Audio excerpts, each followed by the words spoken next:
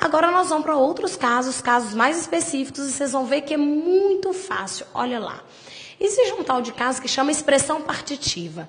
Agora, vocês sabem de cor, olha lá. A maior parte destes quartos não ter banheiros. Nesse sujeito, a maior parte desses quartos, eu tenho como núcleo qual palavra? Quartos ou partes? Imagine só que o núcleo é aquele elemento despreposicionado. Dá vontade de dizer que o núcleo é quarto. Porque semanticamente, quem não tem banheiro são os quartos. Sim, concordo. Acontece que gramaticalmente o núcleo, a palavra mais importante, o elemento despreposicionado é parte. E se eu fosse fazer a concordância lógica, eu diria, a maior parte desses quartos não tem, ou não tinha, ou não terá, não sei, banheiros. A concordância lógica se dará com o elemento principal, parte, que é singular. Agora, a gramática diz que, se eu tiver um sujeito que indica expressão partitiva, o que é isso? Os quartos aí, ó, seria um grupo. A maior parte dele é parte do grupo. Sempre que eu tiver expressão partitiva, eu posso concordar ou com o elemento nuclear, ou com o elemento importante, ou eu faço a concordância lógica, ou eu faço a concordância atrativa. Ou seja, a maior parte não tinha banheiro, ou a maior parte desses quartos não tinham banheiro. Eu li fragmentado para você entender, tá? Mas a maior parte destes quartos não tinha, concordando com parte, ou não tinham, concordando com quartos. Sempre que o sujeito tiver uma ideia de expressão partitiva, sempre que tiver uma estrutura grande parte, a maior parte, pequena parte, da ideia de parte de um todo, você vai poder concordar logicamente com o núcleo ou atrativamente com o elemento mais próximo. Aí eu posso dizer até para vocês nessa frase, alguns de nós chegaram cedo, ou chegamos cedo. Ora, a concordância lógica é com alguns elementos despreposicionados. Acontece que alguns de nós, a expressão partitiva, nós seria o grupo, um grupo no qual eu estou incluído, e olha lá, alguns é parte desse grupo. Alguns de nós chegaram concordando com alguns, ou alguns de nós chegamos concordando com nós. Qualquer expressão partitiva, alguns de nós, quais de nós, a maior parte, a menor parte dos alunos, e assim por diante. Sempre que der a ideia de parte, de dentro de um todo, uma parte desse todo, ou grande parte, ou pequena parte, tanto faz, eu posso fazer a concordância com o elemento mais importante, concordância lógica. Vale lembrar que o elemento mais importante é o despreposicionado, ou a concordância atrativa, com o elemento mais próximo. Eu vou só chamar a atenção de uma coisa. Se nessa expressão eu tiver um elemento que define algum de nós, ou nenhum de nós, qual de nós, alguém de nós, a gramática vai dizer que o verbo ficará obrigatoriamente no singular. Ou seja, só faço a concordância lógica. Quando eu digo qual de nós, eu já estou determinando que um só que vai chegar. E se é um só que vai chegar, o verbo ficará no singular.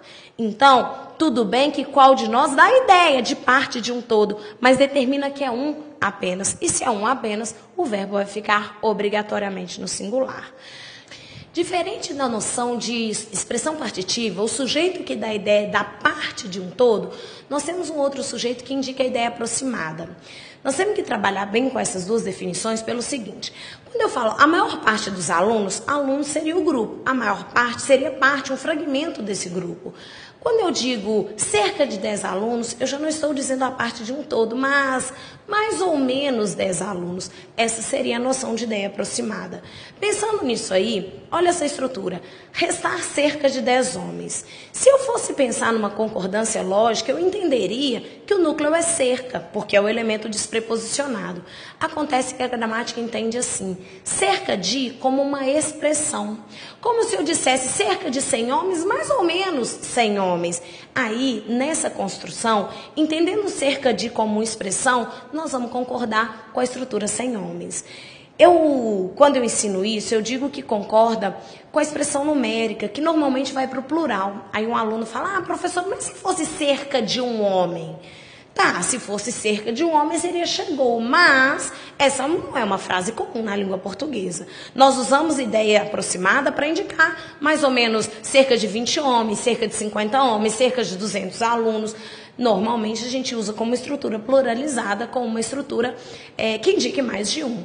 Nessa frase, restar cerca de 100 homens o sujeito, construção, restaram cerca de 100 homens. Nós vamos entender cerca de como uma expressão. Entendendo como uma expressão, você tira isso da estrutura e faz a concordância. 100 homens restaram. Muito tranquilo. Aconteceria, por exemplo, olha lá, mesma coisa. Cerca de 100 homens sujeito, fugiram-lhe. Cerca de 100 homens. Ora, entendo cerca de como uma expressão, 100 homens fugiram dele. 100 homens determinaria o verbo no plural, por isso fugiram-lhe. Muito fácil, não é? Eu vou dizer aqui para vocês que essas expressões cerca de, menos de e similares, nós vamos entender isso como uma expressão. Vamos retirar a expressão e vamos fazer a concordância. O que eu queria chamar a atenção e fazer uma ressalva muito grande seria como a frase: menos de 2 alunos, chegou ou chegaram? Tem gente que pensa, professora, menos de 2 é igual a 1, então chegou. Não é para fazer conta matemática na aula de português. Tudo bem que eu sei que menos de 2 é igual a 1, concordo com você plenamente, mas leva isso na vida de vocês. Menos de 2 alunos, menos de uma expressão, então 2 alunos chegaram. Menos de 2 alunos chegaram. Professora, menos de 2 é igual. Problemas, eu não vou fazer essa construção. Cerca de, menos de, mais de, nós vamos entender como uma expressão, vamos retirar a estrutura e vamos fazer a concordância normalmente. Olha nessa construção aqui. Mais de um aluno. Ora, pela lógica, mais de é uma expressão. Então a gente diria, mais de um aluno viajou para o exterior. Professora, mas mais de um é 2, 3, 4. Não me interessa. Me interessa aqui que na estrutura, mais de é uma expressão, nós vamos fazer a concordância com o aluno. Na expressão mais de, a gente tem uma ressalva, uma informação aí que é a seguinte: se nessa construção, mais de um aluno, mais de uma pessoa, mais de um chefe, a construção da frase der a ideia de reciprocidade. O que é uma ação recíproca? Eu ajo sobre você e você, em troca, age sobre mim. Se der essa ideia de reciprocidade, um agindo sobre o outro, o verbo vai para o plural. Nessa construção, mais de um aluno cumprimentaram-se na festa. Então, eu vou repetir. Cerca de, menos de, mais de, nós vamos entender como uma expressão. Vamos retirar e fazer a concordância normalmente. A única ressalva em relação a isso é na estrutura mais de um. Mais de um vai para o singular. Mais de um aluno chegou, mais de um aluno viajou, mais de um aluno beijou a garota. Agora, se na construção houver uma ideia semântica de reciprocidade, um agindo sobre o outro, aí o verbo vai para o plural. Mais de um aluno abraçaram-se, um abraçou o outro. Mais de um aluno cumprimentaram-se, um cumprimentou o outro. Aí nós vamos ter a concordância no plural, numa boa. Muito tranquilo, não é? Ideia aproximada, nós vamos retirar a expressão e fazer a concordância naturalmente. Cerca de 20 homens votaram. Mais de um garoto votou. Menos de 2 garotos votaram. Muito tranquilo, não é? Vale dizer e relembrar que esse se dessa última frase, mais de um aluno cumprimentaram-se, ele é chamado de recíproco. Um aluno cumprimenta o outro, que em troca cumprimenta um. Ação de reciprocidade. Muito fácil. Vamos continuar. Eu coloquei uma última frase aí. Mais de uma criança, mais de um velho. Nessa construção, tudo bem que eu tenho mais de. Mas veja que eu tenho uma enumeração. Mais de uma criança, mais de um velho, eu tenho pelo menos 2 elementos aí. Aí o verbo vai para o plural. Eu tenho uma enumeração e aí, grosseiramente dizendo, poderia até chamar sujeito composto. Não é assim? Nessa enumeração, eu vou ter uma construção no plural. Mais de uma criança, mais de um velho, não fugiram ou não puderam fugir a tempo. Assim, se houver uma enumeração, nós fazemos a concordância natural no plural. Pronome relativo que? Ora, queridos, uma coisa que eu queria chamar a atenção de vocês é o seguinte. Eu vou falar, vou acrescentar e eu quero que você preste muita atenção. Quando a gente tem o relativo que, a gente tampa o que e faz a concordância com o antecedente. Só que eu tenho que perceber que esse que é o sujeito da oração em que ele se encontra. Não, professor, não entendi nada. Vou apertar a tecla SAP. Tem gente que acha que o pronome relativo que é sinônimo de objeto, é sinônimo de sujeito, né? Não. Pronome relativo que, por definição, nós já trabalhamos com isso há mais tempo, por definição, o relativo, ele substitui um termo antecedente, ou seja, ele substitui um substantivo. Sendo assim, ele vai exercer qualquer função que o substantivo pode exercer. Sujeito, objeto direto, objeto indireto, complemento nominal, adjunto, e assim por diante. O que eu estou querendo dizer para vocês? Se tiver um relativo que e ele for sujeito, a concordância se dá com o termo anterior. Vamos entender isso na frase. É tu que vais acompanhá-lo. Ora, se eu entender esse que como um pronome relativo, vamos ver, és tu. Tu vais. Esse que substitui o elemento anterior, o pronome pessoal tu. Poder, inclusive, vamos lembrar lá na aula de pronome. Eu disse para vocês que o pronome relativo, ele substitui um termo antecedente, no caso aí é o tu, e relaciona duas orações. És tu, tu vais. Fechou. É relativo. Vamos perceber aqui, esse relativo que é sujeito de vais acompanhá-lo, ora, ele substitui o tu, que é sujeito, tu vais acompanhá-lo. Dessa construção, já que ele é o sujeito, você vai fazer a concordância desse jeito. O verbo vai concordar com o termo antecedente. Se fosse a garota, seria que vai acompanhá-lo. Se fosse eu, seria que vou acompanhá-lo. E assim por diante. Você vai tampar o relativo e fazer a concordância com o antecedente. Quer ver um exemplo? Fui eu que fiz o exercício. Eu fiz.